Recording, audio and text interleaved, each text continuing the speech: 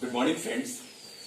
So, in the last lecture, I was teaching you what is molality, what is mole fraction, and before that, I taught you molarity and we solved some questions based on molarity.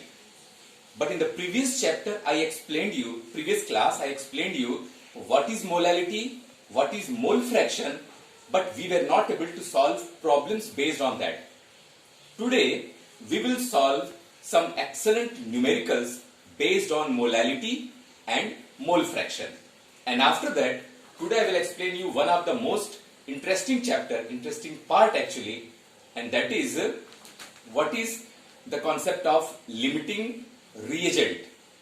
And after that, if time permits, I will explain you what is empirical formula and what is molecular formula of a compound.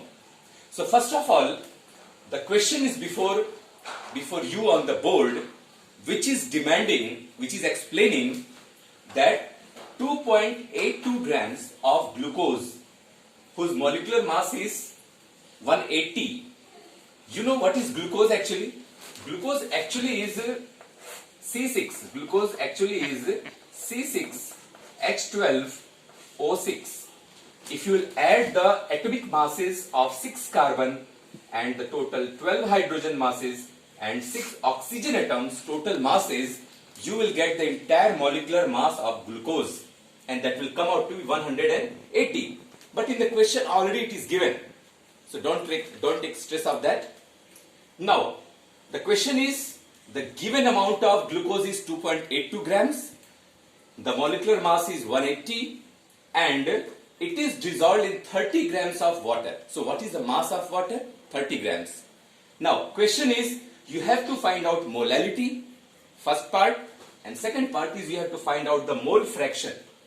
So mole fraction of glucose and mole fraction of water. Two things you have to find out. So before everything, let us first find out molality. Molality is defined as the number of moles of solute present per kg of the solvent.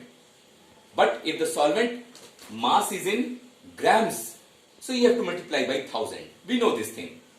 The previous lecture I explained you. And number of moles of a solute is given by the given mass by molar mass. These two are like that only. Now I am going to substitute the given mass of the glucose, that is 2.82 grams here,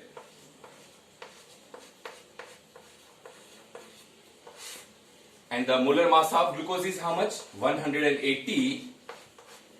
And what is the mass of the water given here? That is your 30 grams. Now please solve it. If you remove this decimal, you have to multiply the opposite place by 100. Now 1, 2, 3, 0 cancel, and after solving all, the molality will come out to be finally as 0.522.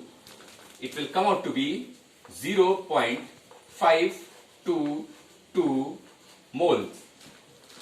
What is molality here? 0.522. Correct, friends? So the first part we have determined. The first part we have find out. Second part is the mole fraction of glucose and mole fraction of water. You have to find out. So let us find out.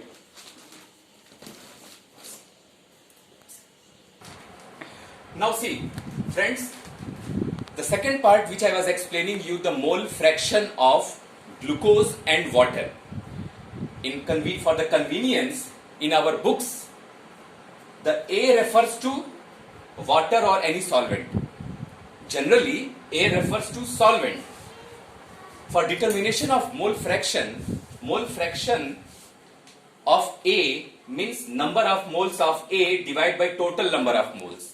Mole fraction of B is represented by XB, and that is equal to NB upon Na plus NB.